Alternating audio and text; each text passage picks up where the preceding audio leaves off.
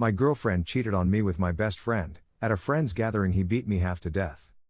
I never thought I'd be that guy. You know, the one posting his sob story on Reddit, asking strangers for advice or validation. But here I am, lying in a hospital bed with a broken rib, a fractured jaw, and a heart that feels like it's been put through a wood chipper. I guess I should start from the beginning. My name's Jake. I'm 28, and until last week, I thought I had it all figured out. I had a steady job as a software developer, a tight-knit group of friends I'd known since college, and a girlfriend, Mia, who I was pretty sure was the one. We'd been together for 3 years, and I was actually planning to propose next month on our anniversary.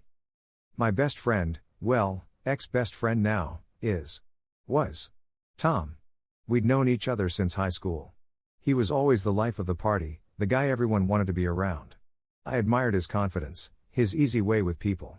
When we both ended up at the same college, it seemed like fate. We became roommates, and our friendship only grew stronger. I met Mia during our junior year. She was in one of my computer science classes, brilliant and beautiful. I was smitten from day one, but it took me months to work up the courage to ask her out. Tom was my wingman through it all, giving me pep talks and advice. When Mia and I finally got together, he was genuinely happy for us. At least, that's what I thought. Fast forward to last Friday. Our friend Sarah was hosting a small get-together at her place, just our core group from college. It was supposed to be a chill night, some drinks, maybe some board games. Mia had texted earlier saying she'd be a little late due to work, so I headed over first. The night started off great. We were all catching up, laughing about old times. I remember thinking how lucky I was to have these people in my life. When Mia arrived, she seemed off. Distracted. I chalked it up to stress from work. As the night wore on, I noticed Tom and Mia were both unusually quiet. They kept exchanging these looks that I couldn't quite decipher. At one point, I went to the kitchen to grab another beer, and when I came back, they were huddled in a corner, whispering intensely.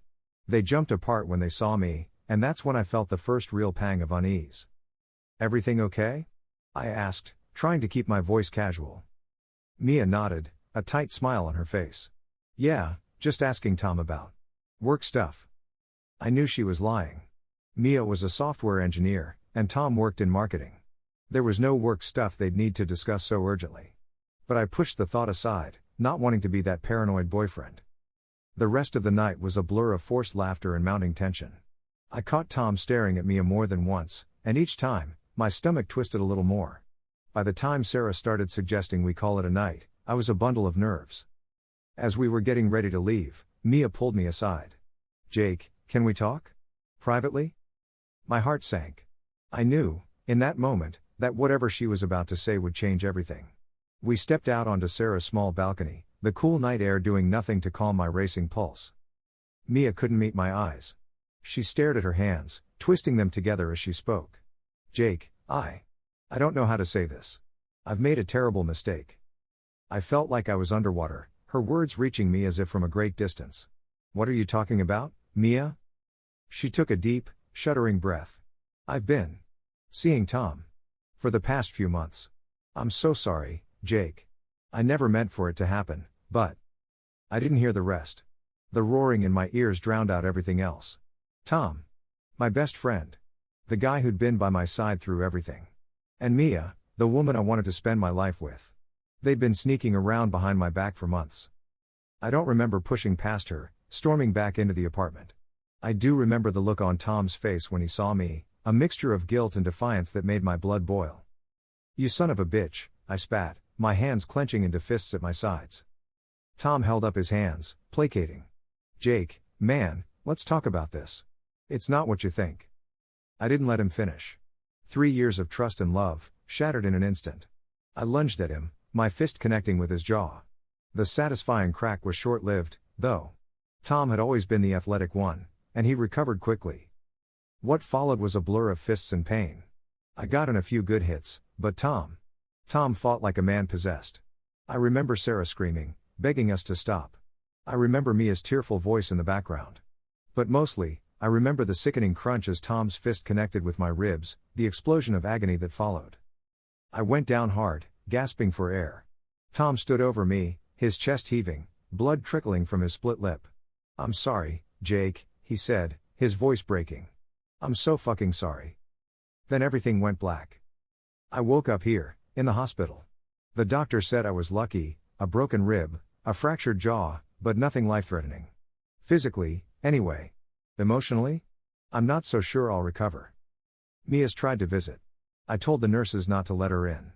Tom hasn't shown his face, which is probably for the best. I'm not sure what I'd do if I saw him right now. So here I am, Reddit. My girlfriend of 3 years cheated on me with my best friend of over a decade.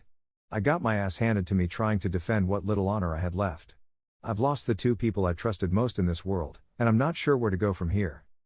I know I should press charges against Tom. The rational part of my brain is screaming at me to do it. But there's another part, a part that remembers all the good times, all the years of friendship, that's holding me back. Is that crazy? Am I just being a doormat? And Mia. God, Mia. How do I even begin to process that betrayal? Part of me wants to hear her out, to understand how this happened. But another part never wants to see her face again. I'm lost, Reddit. I'm hurting, and I'm angry, and I'm so fucking confused. What do I do now? How do I move forward from this? Any advice would be appreciated, because right now, I feel like I'm drowning. Update 1, 24 hours later. First off, I want to thank everyone for the overwhelming support. I never expected this post to blow up the way it did. Your comments and messages have been a lifeline in this ocean of pain I'm drowning in. To address some common questions and provide an update. 1. Yes, I'm still in the hospital. The doctors want to keep me under observation for another day or two due to the concussion. Apparently, Tom's fists are as hard as his betrayal. 2. No, I haven't pressed charges. Yet. I know many of you are urging me to do so, and believe me, I'm considering it. But it's complicated. More on that later. 3. Mia has been blowing up my phone. Texts, voicemails, emails. I haven't responded to any of them. I'm not ready. 4. Tom, on the other hand, has gone radio silent. Part of me is relieved, but another part is furious that he's not even trying to explain himself. 5. My other friends are split. Some, like Sarah, are firmly on my side. Others are trying to stay neutral, which honestly hurts almost as much as the betrayal. Now, for the update. Last night, after I posted, I had a lot of time to think. Too much time, really. The pain meds make it hard to sleep, so I've been lying here, replaying every moment of my relationship with Mia, every interaction with Tom, trying to see where it all went wrong. Was I not attentive enough? Did I miss some obvious signs? How long has this really been going on? The questions are endless, and the answers are nowhere to be found. This morning, Sarah came to visit. She brought me some clothes, my laptop, and a look of concern that made me want to break down all over again. Jake, she said, perching on the edge of my hospital bed. How are you holding up? I tried to shrug, but the movement sent a jolt of pain through my ribs. Been better, I managed to croak out. Sarah reached out, hesitated, then gently took my hand. I'm so sorry. I had no idea. None of us did. I closed my eyes, fighting back tears. How long, Sarah? Do you know how long this has been going on? She shook her head, her own eyes glistening. I don't know for sure. But I've been thinking about it all night. There were little things, moments I brushed off at the time. Tom and Mia volunteering to go on beer runs together. The inside jokes I didn't understand. God, Jake, I feel so stupid for not seeing it. You're not the one who should feel stupid, I muttered. We sat in silence for a while, the weight of the betrayal hanging heavy in the air. Finally, Sarah spoke again. Have you thought about what you're going to do? About pressing charges? I sighed, wincing at the pain in my chest. Honestly? I don't know. Part of me wants to. He put me in the fucking hospital, Sarah. But he was your best friend, she finished softly. Yeah. The word came out choked. How do you go from being brothers to this? How do I reconcile the Tom who's been by my side for over a decade with the Tom who's been screwing my girlfriend behind my back? Who beat me half to death? Sarah squeezed my hand. You don't have to decide right now. Give yourself time to process. After she left, I found myself staring at my phone. 28 missed calls from Mia. 53 unread text messages. 5 voicemails. My finger hovered over the notifications, tempted to dive in, to try to understand. But I couldn't bring myself to do it. Not yet. Instead, I opened my photos. Scrolled through countless pictures of happier times. Mia and me on our trip to Yosemite last year, her smile radiant as she stood at the top of Half Dome. Tom and me at our college graduation, arms slung around each other's shoulders, the world at our feet. The three of us at Sarah's New Year's party, just a few months ago. Was it already happening then? Were they already sneaking around, laughing at how oblivious I was? The nausea hit me suddenly, and I barely made it to the little hospital bathroom before emptying the meager contents of my stomach. As I sat on the cold tile floor, forehead pressed against the porcelain, a new wave of anger washed over me. They did this. They took my trust, my love, my friendship, and they shattered it. For what? A few moments of passion? The thrill of sneaking around? I dragged myself back to bed, grabbed my phone, and before I could second-guess myself, I dialed a number. Hello, this is the law office of Johnson & Associates. How can I help you? Hi, I said, my voice steadier than I expected. I'd like to speak to someone about pressing assault charges. As I hung up the phone, a strange calm settled over me. It wasn't closure, I was nowhere near that, but it was a step. A decision. A way forward. I know this isn't over. I know there will be more pain, more anger, more moments of doubt.